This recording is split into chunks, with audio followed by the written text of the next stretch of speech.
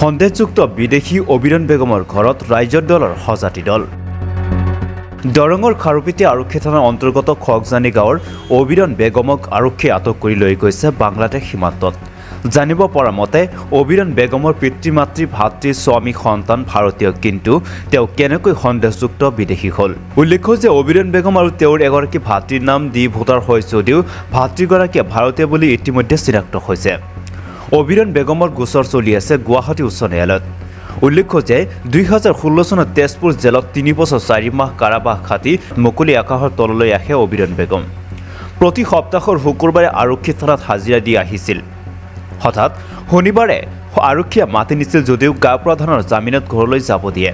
পুনৰ দেওবাৰে পুৱা আৰক্ষীয়ে আটক কৰি মংগলদৈ আৰক্ষী অধীক্ষকৰ কাৰ্যালয়লৈ বুলি লৈ যায় ভাৰত বাংলাদেশ সীমান্তত এৰি দিয়ে। যোৱাকালি ৰাজ্যৰ দলৰ কেন্দ্ৰীয় সাধাৰণ সম্পাদক আজিজুৰ ৰহমানৰ নেতৃত্বত এটি সজাতি দল ঘৰত উপস্থিত হৈ ঘটনা সন্দৰ্ভত বাৰ্তালাপ কৰে।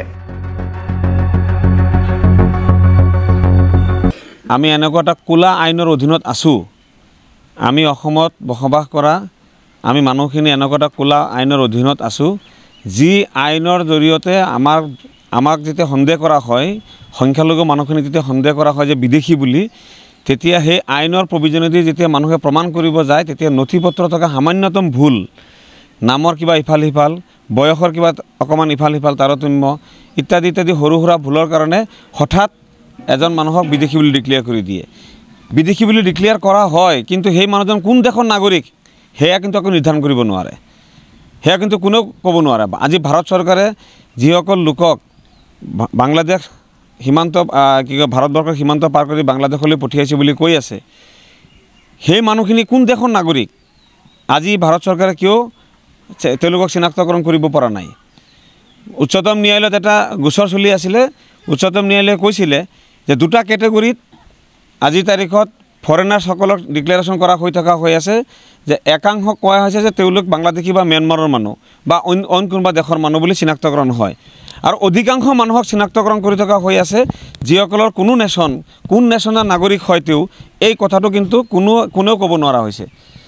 যিগৰাকী ব্যক্তিক কৰিছে, আমি আজি যিগৰাকী মহিলাক ইয়াৰ পৰা উঠাই লৈ যোৱাৰ কাৰণে আমি খবৰ ল'ব আহিলোঁ, অবিৰণ বেগমৰ ঘৰত আমি আহিছোঁ, অবিৰণ নেচাৰ ঘৰত আমি আহিছোঁ।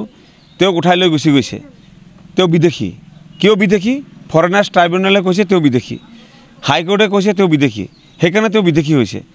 কিন্তু তেওঁৰ পিতৃ, তেওঁৰ কি কয় ককাক, তেওঁৰ গোটেই খানদান, তেওঁৰ নিজৰ ভায়েক নে ককায়েক সুঞ্জাৰুদ্দিন, এই গোটেই মানুহ ভাৰতীয়। গতিকে তেওঁ কেনেকৈ অবৈধ বিদেশী হ'ল, এই কথাটোৱে আচৰিত ঘটনা।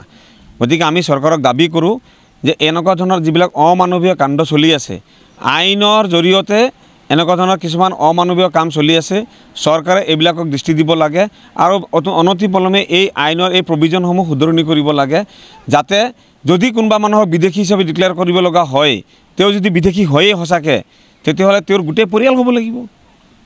গোটেই পৰিয়াল নহয়, মাজৰ পৰা এজন মানুহ ক'ৰ পৰা আহে, আকাশৰ পৰা সৰি যায় নেকি তেওঁ বিদেশী বুলি? এই প্ৰশ্নটো আমি কৰিছোঁ।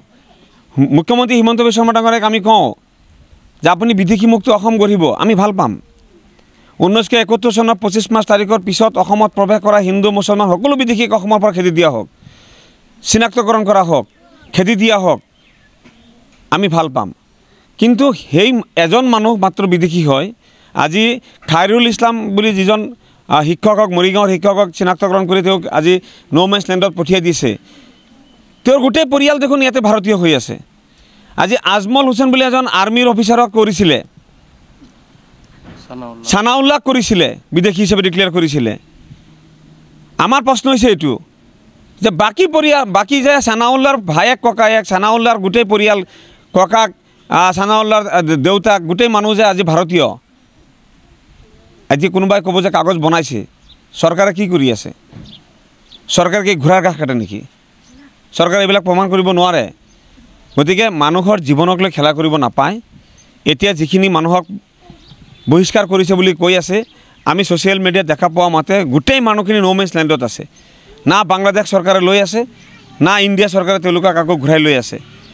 গতিকে এই মানুহখিনিৰ লগত যিটো অমানৱীয় এটা পৰিৱেশৰ সূচনা কৰিছে মানুহবিলাকে এতিয়া মুকলি আকাশৰ তলত আছে মানুহবিলাকে এতিয়া নাখায় নবৈ লঘোণে পথাৰত ধাননি পথাৰত তেওঁলোকে বহি আছে কিমান দিন থাকিব গতিকে আমি চৰকাৰক আমি দাবী কৰোঁ যে কোনো পৰ্যায়ে এনেকুৱা ধৰণৰ অমানৱীয় কাণ্ড কৰিব নালাগে এই মানুহবিলাক সঁচা সঁচিকৈ বিদেশী হয় নে নহয় চৰকাৰে পুনৰ বিবেচনা কৰক চৰকাৰে আকৌ নতুন এজেঞ্চি দিয়ক যি এজেঞ্চিৰ জৰিয়তে অবিৰণ নেচা খাইৰুল ইছলাম মানিকজান নেচা যিসকলক ইতিমধ্যে বহিষ্কাৰ কৰা হৈছে বা যিসকলক বহিষ্কাৰ কৰিবৰ কাৰণে চৰকাৰে পুলিচ লগাই ঘৰে ঘৰে তালাচী চলাই আছে সেইসকল লোক সঁচা সঁচিকৈ বাংলাদেশী হয় নে নহয় সঁচা সঁচিকৈ বিদেশী হয় নে নহয় এই কথাখিনি পুনৰাই তেওঁলোকে বিবেচনা কৰিব লাগে নিৰপেক্ষ এজেঞ্চি লগাব লাগে আৰু আমি চৰকাৰক কওঁ যে পৰিয়ালৰ এজন মানুহ কোনোদিনো বিদেশী হ'ব নোৱাৰে সব মানুহ যেতিয়া ইণ্ডিয়ান হয়